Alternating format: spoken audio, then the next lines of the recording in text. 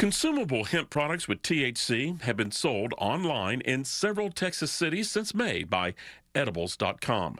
This pilot program from a company known more for delivering unique arrangements of fruit took place as state lawmakers debated whether or not to ban most hemp products. It was more successful than I think any of us anticipated. Edibles.com General Manager Thomas Winstanley spoke to me about the market test and the next steps.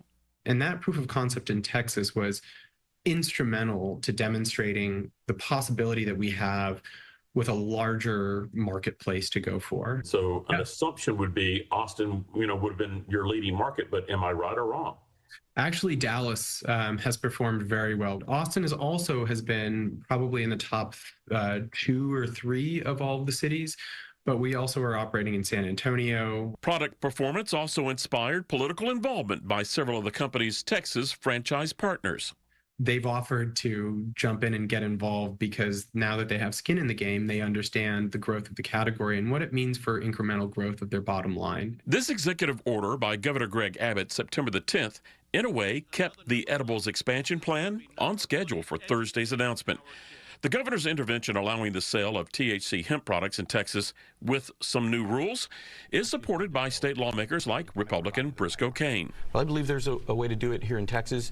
In speaking recently with reporter Greg Grugan, Cain indicated Abbott's order may not be the last word in the hemp debate. We need to ban the synthetics. We need to regulate it. We need to make sure it's not anywhere near schools or playgrounds or parks or rehabilitation centers. So I do think there may be a third called session. Not that I want one. I don't exactly want to be up there, but there may be another one. Obviously, the executive order starts to hand off some additional policy framework discussions, which I think are ultimately very helpful. Is the company going to help regulators design a process of testing and enforcement? And is there a role for your company in that? We hope so. We put this platform in place to help signal what a compliant, safe, and legal marketplace can look like using the brands that we bring on. And I think the big one that Texas is addressing is enforcement. We need enforcement. We need to get bad actors out of the hands of consumers. And I think the enforcement piece has been lacking. And I think Abbott's executive order addresses that.